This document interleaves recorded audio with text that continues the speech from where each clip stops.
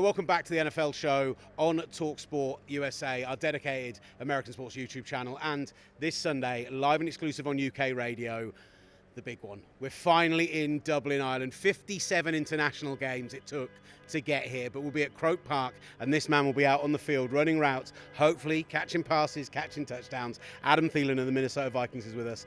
How are you doing, brother? How does it feel to be in Dublin?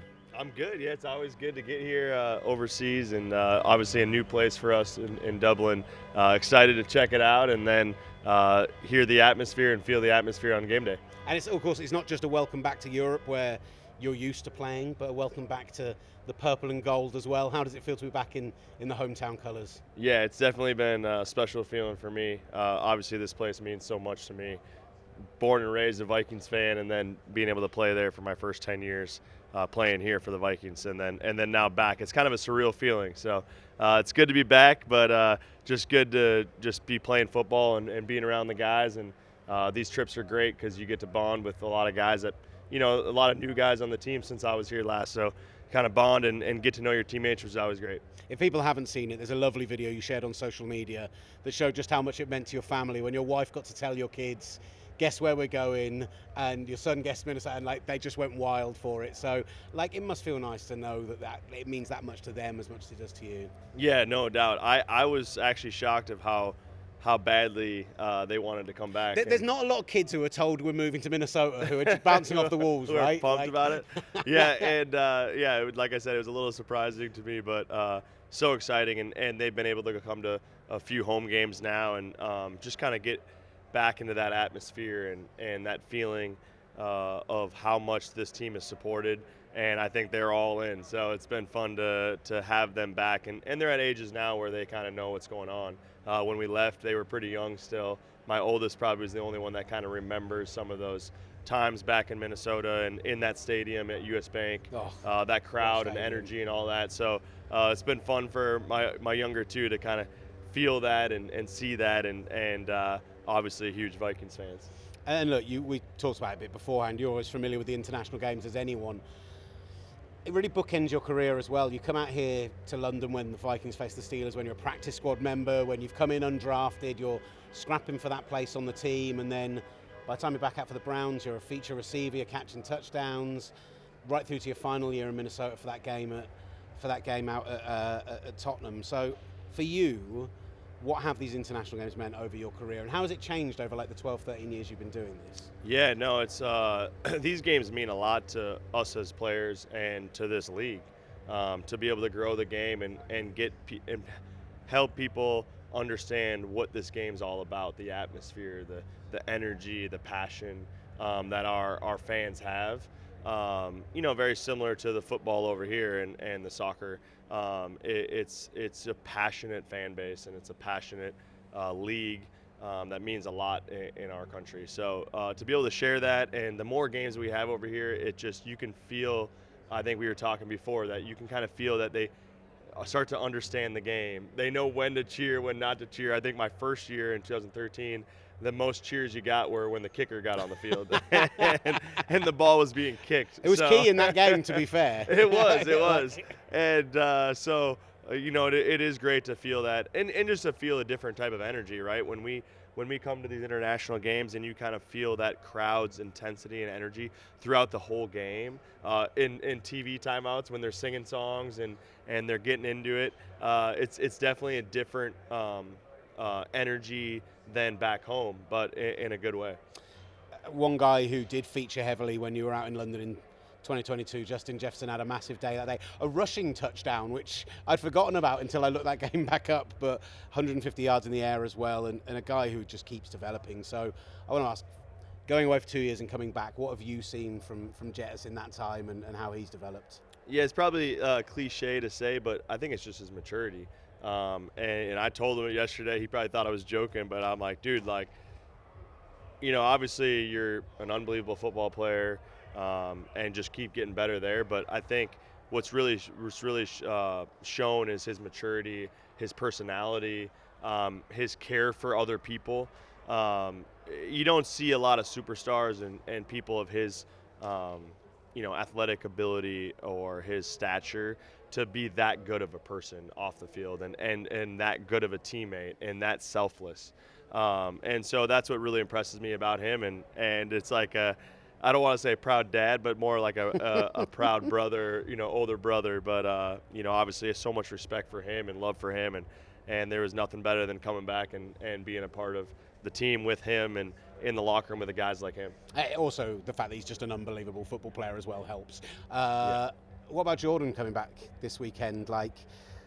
We heard Coach O'Connell talking about it this week, but said he had a podium training camp, top 3 guy over this summer. So, again, first experience really of you with him over the summer. What did you see, and how much of a boost is it for this offense? Yeah, I mean, again, another guy who's just obviously an unbelievable football player, and I've heard so much about him from being away for the last couple of years, and then being around him a little bit this summer, throwing back home in the summer, just training a little bit with him, seeing him in person, just how smooth he is and how effortless it is for him, and then just the type of person. Again, that's what's so great about this football team and this locker room is there's a lot of phenomenal football players and guys that can play at a high level and would have success anywhere in this league, but also just the great people that they are. He's been so awesome to me from the day I got here, from the summer, just having conversations, talking about football, and that means a lot, and it shows a lot about this team. 2 of the great route runners as well in recent Vikings memory. If you want to see how to do it, if you want to see on tape, this is a man you watch. Jordan Addison, unbelievable, in and out of breaks, just a guy who, it's like you said, smooth. It's like almost maybe underrated in those terms. So super excited to see him on the field this weekend.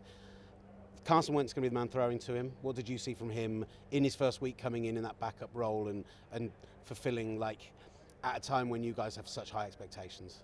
Yeah, I think you see a poise, you see experience, you see a guy who is just out there enjoying the moment, right? Mm-hmm. I think a lot of times when you're a veteran player, and you've seen kind of everything. You've seen life as a starter, life as a Super Bowl winning quarterback, life as a backup. You've kind of seen it all. I think you just gain a little bit of ability to just go and play free, and really enjoy the moment. And that's what we've seen from him. And thankful that he's part of this team, and he's only helping this team get better, but he's only helping the guys around him get better as well, especially JJ, being able to see, how a guy prepares, a guy that's been in this league a long time, how he prepares, how he goes about every single day, what a Wednesday practice looks like in the league, what a Thursday, Friday, Saturday, Sunday, what that preparation looks like, it definitely can't hurt. You are a guy who we heard, being a Minnesota native, worked with JJ in those off seasons back to his rookie year.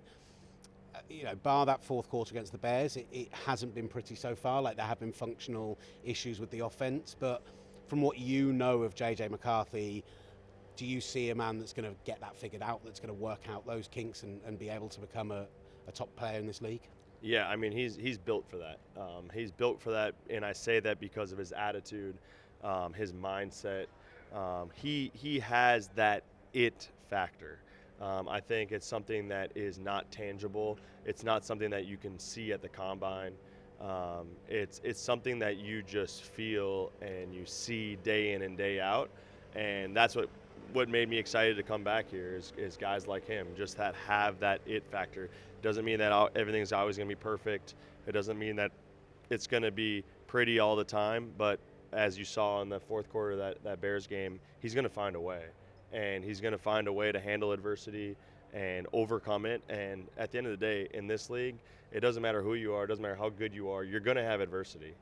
Individually, as an offense, as a team, you're going to face adversity. And the more guys that you have that are set up and built to handle that, the better you are, especially as your leader and your quarterback. Do you think there was a freedom in that fourth quarter? You talked about freedom with the way Carson has come in and let loose. Do you think that was part of him just being able to maybe get out of that headspace and just go, right, I need to go out, I need to make plays, this is the moment, and actually maybe slightly less thought helped almost? Does that make sense? Yeah, no, I get what you're saying. I think he's just a gamer.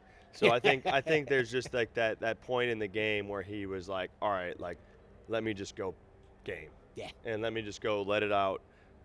And whatever happens, happens. He was the most positive guy in that huddle the entire game, and that's not just coach speak, right? That's real. And it's not easy to do that when things aren't going well as an offense, things aren't going well as a team. You naturally want to go to those negative thoughts, and he didn't allow that to happen.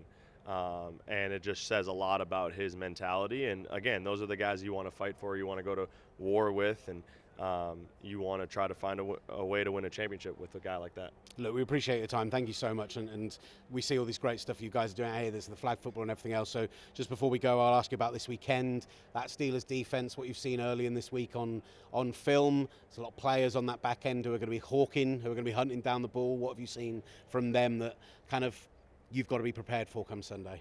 Yeah, first I'd start off by saying so much respect for Coach Tomlin and all he's done and the defenses that he's had over the years. And he knows how to get players to play at their very best. And not only does he know how to do that, but he also knows how to find guys that are really good football players, right? And they have a lot of them. They have a lot of guys with a lot of experience. And I think it provides a great challenge for us as an offense. And excited for that challenge. I think that's, again, we have a lot of guys that can play at a high level. And in this league, you can't just have one or two guys. You got to have a really good group, and that takes offensive line, that takes running backs, fullbacks, tight ends, receivers, quarterbacks. It takes all in together to have success in this league and sustained success, right? Like you can win one game here or there by having some talent, but when you have all 11 guys on the same page with a lot of guys that can make plays, it gives you a chance, especially against a tough defense. And for you, whilst you won't line up opposite him, you will be going back up against Aaron Rodgers again, a guy you know very well from his time in the NFC North as a team. And all right, this might not be 2013 Aaron Rodgers at this point, but you also know that if you guys don't get yourselves up, if you guys don't get ahead in this game, there's a guy on the other side who can make those big plays, who can come back in a game. Yeah, I always said that I hated playing against him because it's like if you're winning, you're never winning by enough. And if you're losing, you're probably losing. Yeah. because he's the type of guy that can just absolutely sling it all over the place. He's extremely smart. He's going to take advantage of your weaknesses, and he's super competitive, right? And so those are all things that are scary when you're facing an opponent. And I've gotten to know him over the years. Played a lot of golf with him and been around him at some different things, different events, and he's been a great friend of mine. So.